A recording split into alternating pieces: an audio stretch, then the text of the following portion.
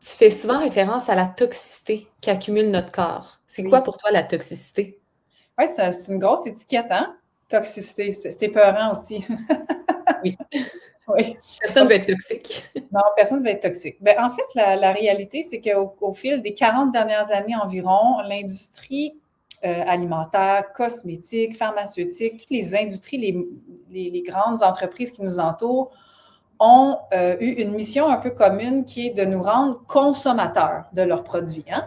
On a vu un gros changement au niveau de l'autosuffisance, de passer de son jardin, ses animaux, avoir le boucher, le laitier du quartier, ou bon, à devenir plus dans l'urbanisme, travailler beaucoup, donc moins de temps pour gérer tout ça. Et ça, ce transfert-là, ce que ça a fait, c'est que ça a donné une responsabilité. On a donné une responsabilité de se nourrir et de prendre en charge un peu notre santé ou nos produits quotidiens à des grandes industries, qui, ces grandes industries, ont à cœur principalement le profit.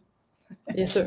Le profit. Et donc, ce que ça crée, conséquemment, c'est que pour pouvoir nous vendre des produits à moindre coût ou des produits qui vont nous satisfaire au niveau, par exemple, des goûts, des saveurs, des textures, et le moindre coût de production, ça a fait en sorte qu'il y a eu une augmentation des produits additifs, agents de conservation et ou autre toute procédure de transformation pour faciliter la fabrication, l'industrialisation.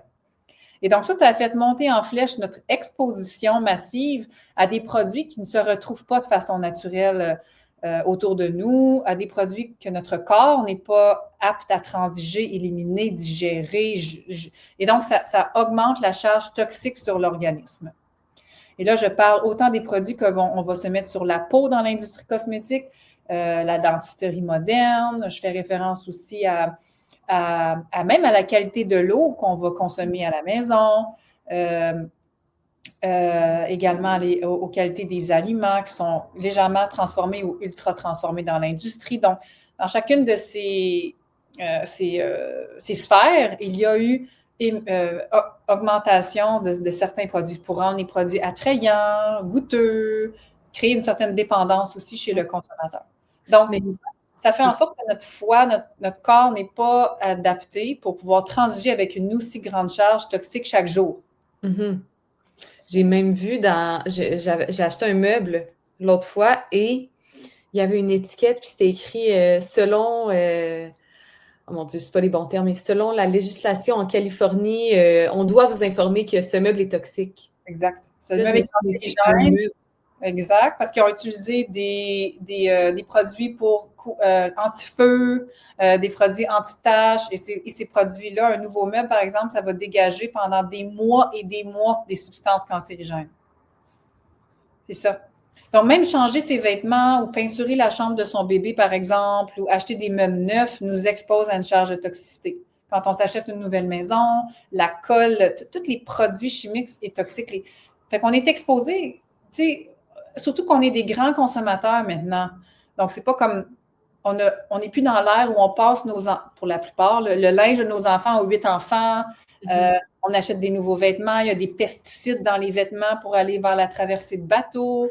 On décore notre maison constamment. On achète des nouveaux meubles. On est exposé à des charges toxiques. C'est comme multiple. On veut que ça sente bon dans la maison. On utilise des chandelles, des glades rafraîchisseurs, tout ça. Fait qu'on on est comme surexposé à de la toxicité chimique. Et évidemment, les mamans sont exposées à ça et les mamans qui vont porter des bébés éventuellement vont donc exposer le poupon malgré elles et malgré leur désir de bien faire. Il y a une partie qu'on ne contrôle pas là, dans l'air, dans l'eau. Puis bon. Ils vont exposer le poupon aussi de manière intra-utérine à cette toxicité-là. Voilà. J'imagine que le corps est quand même apte à gérer une certaine quantité de toxicité. Oui, oui, totalement. Toxicité présente, entre autres, dans les aliments comme certaines plantes, les végétaux. On consomme quand même des végétaux qui contiennent une certaine toxicité, comme les oxalates, par exemple. Le foie est capable d'éliminer un certain nombre d'oxalates par jour. Notre foie est extraordinaire. OK? Beaucoup de gens consomment des médicaments. Bon, on sait que le foie est capable de gérer une charge toxique issue de la charge médicamenteuse, l'alcool, même chose, le sucre. Bon, mais là, c'est qu'il faut réaliser, chacun d'entre nous, prendre conscience du nombre faramineux de produits chimiques et toxiques auxquels on est confronté chaque jour. Et ça dépasse un peu l'entendement. Oui, Ouais. oui, oui, je suis d'accord avec toi. C'est ça. Pas voir les gens puis dire ah, mais tu sais, il faut vraiment prendre conscience des centaines de produits chimiques auxquels on est exposé chaque jour. Oui.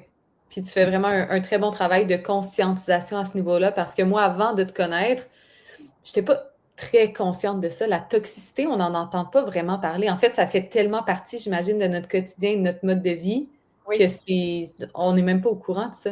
Non, puis on se dit, ben en fait, la réflexion normale, c'est si je vais dans le rayon d'épicerie puis je m'achète tel aliment, tu sais, j'ai pas dans ma tête l'idée que je vais me faire empoisonner tous les bords. C'est un peu parano quelque part de se dire, ah, tu sais, je vais me faire empoisonner, mais l'idée, c'est que chacun des fabricants, lui, a en tête, pas l'aspect global de la santé, mais plutôt, je veux vendre mon produit, je veux le conserver sur une longue durée pour que ça soit, pour que le consommateur puisse avoir quelque chose de frais. Oui. Je veux aussi qu'il soit beau, qu'il ait une belle texture, une belle couleur. Donc, il va ajouter toutes sortes d'arômes et d'agents pour pouvoir garder et conserver son produit sur une longue durée, sur les tablettes, entre autres. Mais fait qu'on accumule, c'est ça. Fait que oui, on est bombardé de tout ça. Bombardé, oui. D'où l'importance d'être extrêmement en santé pour être bien capable de tolérer cette toxicité sur laquelle on n'a pas de contrôle à 100%. Exactement, mais aussi faire des choix de consommateurs avertis. Il y a plein d'alternatives moins toxiques, il faut juste les connaître, savoir comment lire les étiquettes et puis savoir aussi qu'on n'a pas besoin de tous ces produits que l'industrie veut nous vendre. On n'a pas besoin, c'est des faux besoins aussi, il faut comprendre. Puis ça, dans mon travail de psychologue, ça m'a beaucoup fasciné là, de voir un peu comment on est programmé socialement pour se créer des besoins aussi de ce que la société ou les industries veulent nous faire croire. Oui, c'est ça. Absolument. Oui. Et au-delà de la toxicité que tu viens de mentionner, les métaux lourds, cosmétiques, le chlore, tatouage, je t'avais déjà entendu parler de ça. Oui. Est-ce qu'il y a une toxicité émotionnelle ou mentale qui peut aussi perturber le corps? Ah oui, bien sûr. Il y a de la toxicité émotionnelle. Bien sûr, on sait que, par exemple, lorsqu'on est dans une relation toxique, notre corps va se mettre à sécréter des hormones de stress, d'adrénaline, de cortisol pour la survie, pour se garder en vie. Donc, ces hormones-là sont utiles en combat, en fuite, en danger réel, mais ces hormones deviennent aussi chroniquement toxiques pour l'organisme. Donc, ça peut, par exemple, du stress chronique. On le sait, là, les gens connaissent ça, le stress chronique. Aujourd'hui, on en parle tellement, mais ça peut même aller jusqu'à faire une atrophie de certaines régions cérébrales. C'est-à-dire que ça vient affecter même la structure de notre cerveau, le stress chronique. Là.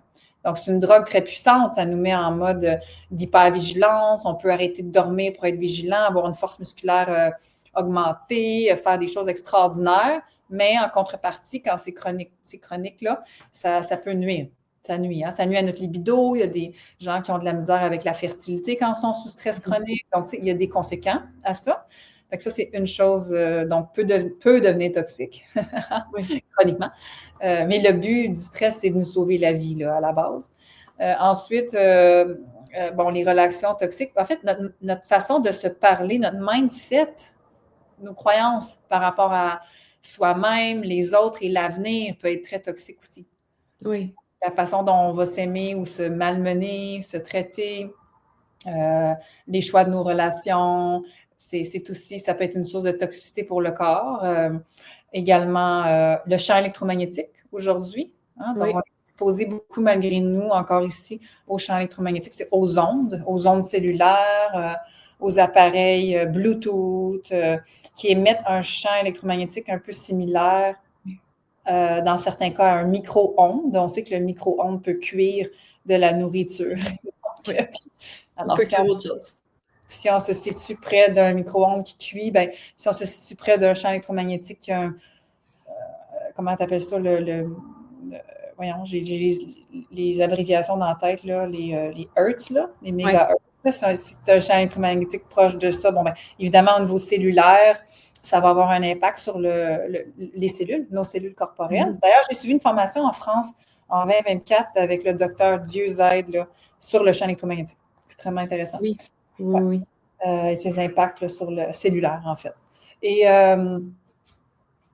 quoi d'autre au niveau de la toxicité? Toutes les consommations qui altèrent le mode de pensée et qui viennent congestionner, nuire au foie, consommation en général.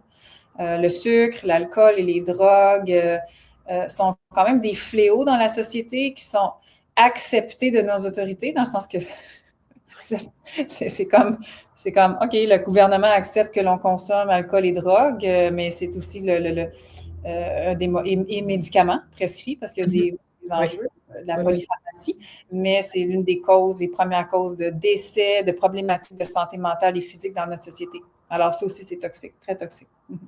Ouais.